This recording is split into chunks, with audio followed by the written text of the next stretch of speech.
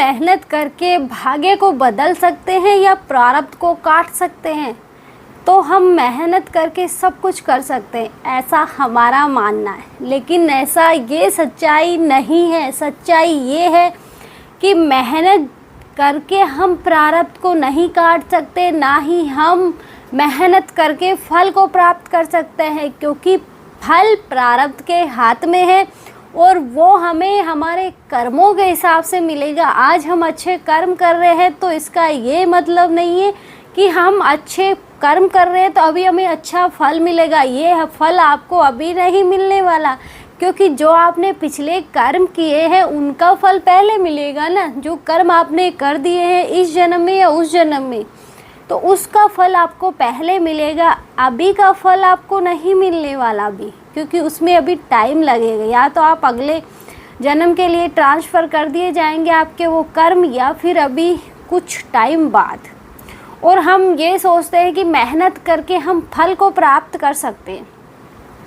अगर आपका प्रारब्ध स्ट्रोंग है तो आप प्रारब्ध को नहीं काट सकते। देखा जाए तो हम प्रारब्ध को नहीं काट सकते, लेकिन कुछ ऐसी कंडीशन होती है उनमें हम प्रारब्ध को कुछ हद तक कम कर सकते हैं। लेकिन वो एक मार्ग है, वो है ईश्वर का मार्ग। अगर आप ईश्वर के मार्ग पर चल रहे हो, ईश्वर को मान रहे हो और मान रहे हो कि ईश्वर जो कर रहा है अच्छा कर रहा है, हम ये सोचते हैं कि हम अच्छे कर्म कर रहे हैं, तो कर्म करने से आप प्रारब्ध को नहीं बदल सकते, क्योंकि कर्म तो हमारे हाथ में है करना, वो हम करेंगे। लेकिन फल हमारे हाथ में नहीं है, क्योंकि ये ईश्वर के हाथ में है। और ईश्वर के हाथ में भी यूँ समझो कि नहीं है। वो चाहे तो थोड़ा कम कर सकते हैं, लेकिन चेंज नहीं करेंगे।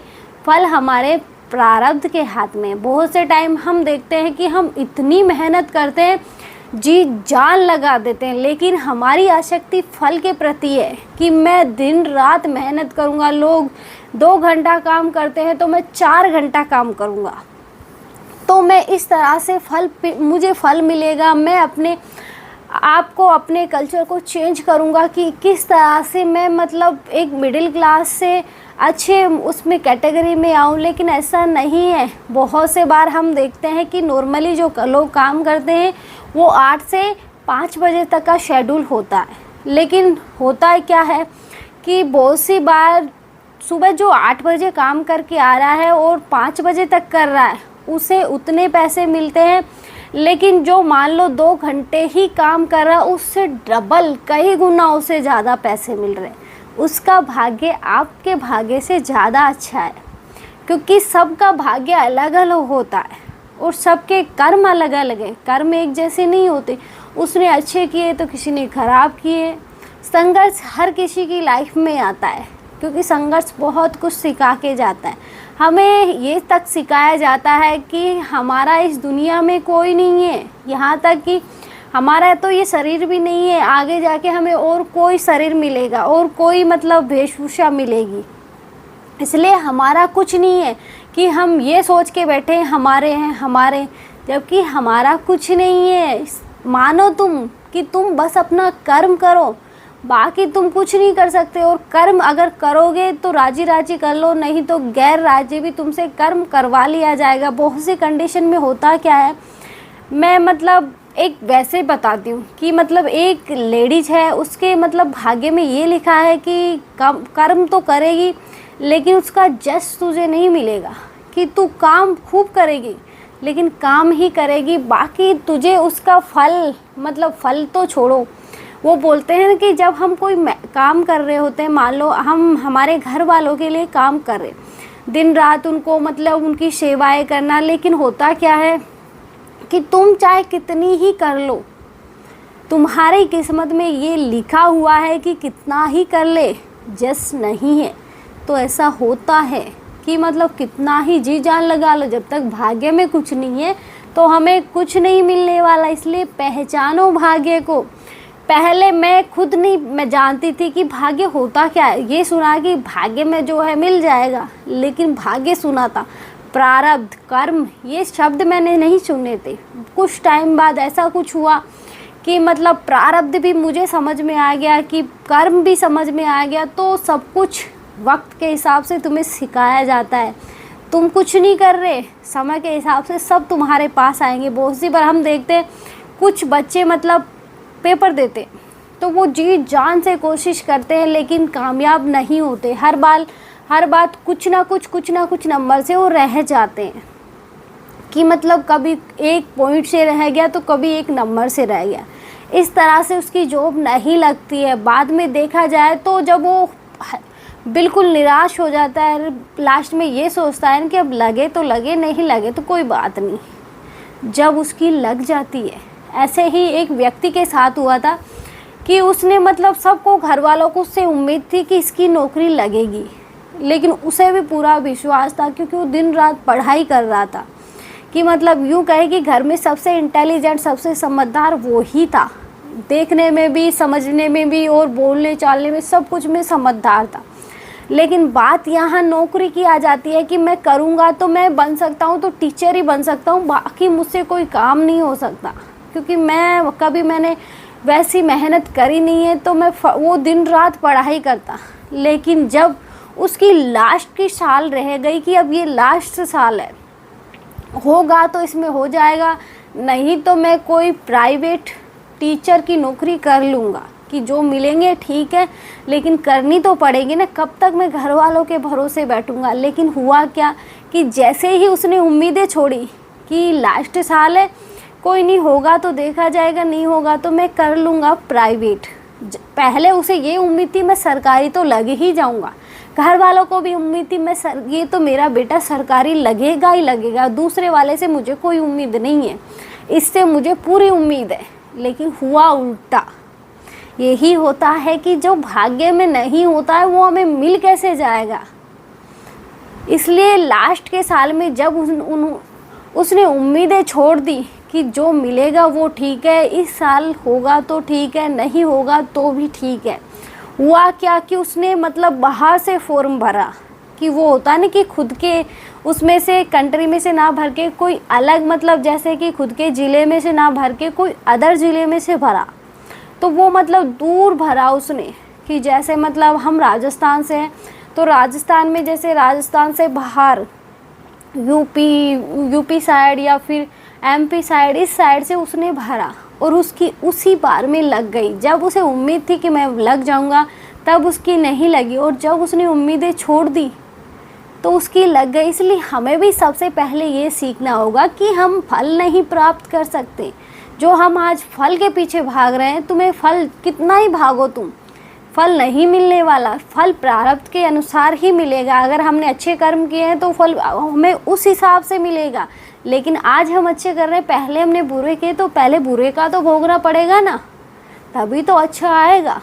इसलिए और अच्छे कर्म करना मत छोड़ो, क्योंकि अच्छे कर्म करोगे तो आगे आपकी लाइफ अच्छी होगी। लेकिन पहले बुरा ख़त्म होगा तो ही लाइफ अच्छी होगी। ऐसे ही शादी में होता है कि शादी में हम जी जान की इस साल शादी कर ले, इस साल शादी कर ले। जब हम शादी के पीछे पड़े होते हैं तो शादी नहीं होती, और जब छोड़ देते हैं कि होएगी तो हो जाएगी, नहीं हो तो ठीक है, उस साल शादी हो जाती है। कि बिना सोचे समझे कोई ऐसा व्यक्ति आता है कि जिसे हम नहीं जानते ना पहचानते, वो आता है हमारे घर रिश्ता लेके, और फिर ऐसे जगह से शादी हो जाती है जहाँ कोई दूर दूर से लेना देना ही नहीं है। कि मैं मतलब हमारे खुद के घर की बताती हूँ कि जो मेरी मतलब दादी है वो मतलब हमसे बहुत दूर की है, कि वहाँ जाने में पहले उन्हें 3 दिन लगते थे। कि पहले जब बारात जाती थी तो 3 दिन में जाके वहाँ पहुँचती थी, क्योंकि पहले बस गाड़ी ये सब चीज़ें नहीं थी।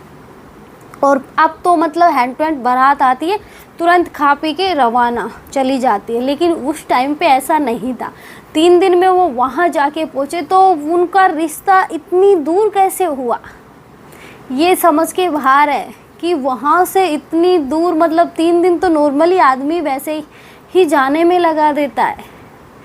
तो जब भाग्य में वहाँ से लिखा है तो वहीं से होगा ना, इधर उधर से कैसे हो जाएगा। और ऐसे ही फिर मतलब हमारी जो दूसरी दादी थी उनका भी सेम उन्हीं के गांव में से हुआ। इस तरह से मतलब जहाँ से किस्मत जहाँ ले जाएगी वहीं तो हम जाएंगे। और पहले मतलब आज हम खुद देखने जाते हैं तो पहले खुद नहीं जाते थे। पहले जो हमारे मतलब नाई होते हैं वो जाते थे, नाई पंडित ये सब जाते थे, हम नहीं जाते थे। हमें मतलब ना लड़की को देखना होता था ना कुछ, बस वो हमें जानकारी देते थे, हमें हामी करनी होती थी, सामने वाले को हाँ में या ना में जवाब देना होता था, बस इतना ही होता था। लेकिन आज तो लड़का लड़की को देखेगा, लड़की लड़के को देखेगी, तो बहुत सारे ड्रामे चलते हैं, पहले नहीं चलते थे। लेकिन उस टाइम पे भी जो हम खुद वहाँ पे जाते हैं आज भी, तो हमें बाइक से कम सुबह जाते हैं तो कम से कम, जैसे सुबह हम 6-7 बजे निकले यहाँ से, तो वहाँ पहुँचने में हमें कम से कम 3 से 4 बज जाते हैं, कि कहीं नहीं रुका, इतने थक जाते हैं बुरी तरह कि मतलब इतनी लॉन्ग टाइम में सफ़र करके जा रहे हैं कि पता नहीं कब जाके पहुँचेंगे। तो इतनी दूर से, और वो भी ना गाड़ी ना कुछ, और इतनी दूर हो गया। जो भाग्य में लिखा है वही तो होगा ना, बिना भाग्य के कैसे हो जाएगा। इसलिए जो लिखा है वो होकर रहता है, उसे कोई नहीं टाल सकता। ऐसे ही हमारे लाइफ में होता है कि हम मानते नहीं हैं, जब अच्छा होता है तो हम मानते हैं, लेकिन जैसे ही बुरा होना स्टार्ट होता है, क्योंकि ये भी तो हमारे कर्म है, हमने किए हैं, जब भी तो हम भुगत रहे। इसलिए हिम्मत मत हारो कि आज अगर हम कर्म करना छोड़ेंगे, कर्म करना तुम चाहो तो भी नहीं छोड़ सकते। बहुत सी बार होता क्या है कि हमारा मन नहीं करता काम करने का, लेकिन एक मन ये भी बोलता है नहीं, सामने वाला गुस्सा होगा, कि सामने वाला बुरा नहीं मान जाए, हम सामने वाले के साथ को बुरा ना, उसे ठेस ना पहुँचे, इस चक्कर में काम करना पड़ता है, मजबूरी में करना पड़ता है, कि मन नहीं कर रहा करने का, कि हमें पता है कि जस्ट नहीं मिलेगा, लेकिन फिर भी कर रहे हैं। कि एक आदमी ऐसा जो हमारा मतलब भला चाह रहा है कि रुक जा, तसल्ली ले, रुक जा, तसल्ली, लेकिन हम ये सोच रहे नहीं, पहले काम कर लूँ फिर आके बैठूंगी, फिर आके ये करूँगी, फिर आके वो करूँगी। तो ये चीज़ें चलती हैं कि तुम चाहे कितना ही रोक लो अपने आप को, जो कर्म करना लिखा है वो तुम करोगे।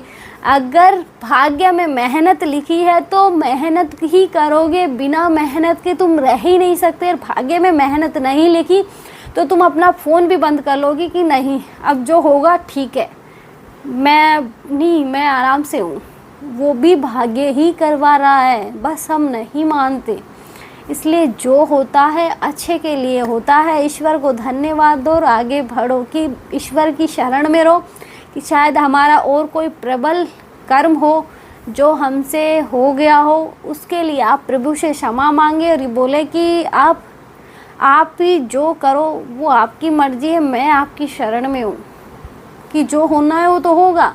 लेकिन हम जैसे फ्रीक्वेंसी थोड़ी डाउन करना चाहें तो वो ईश्वर है जो कुछ कर सकते हैं, बाकी कोई नहीं कर सकता। अगर ईश्वर चाहेगा तो आपके घर वाले आपका साथ देंगे, अगर ईश्वर की मर्ज़ी नहीं है तो घर वाले भी आपका साथ छोड़ देंगे। कि जो अच्छे खासे हमारे घर वाले हमसे प्यार करते हैं वो ही हमारे शत्रु बन जाते हैं। इसलिए प्रारब्ध में जो लिखा है वो होकर रहता है। मेहनत लिखी है तो मेहनत ही करोगे, वो तुमसे करवा लेगा कि कर, मेहनत कर, तुझे तो करना ही पड़ेगा।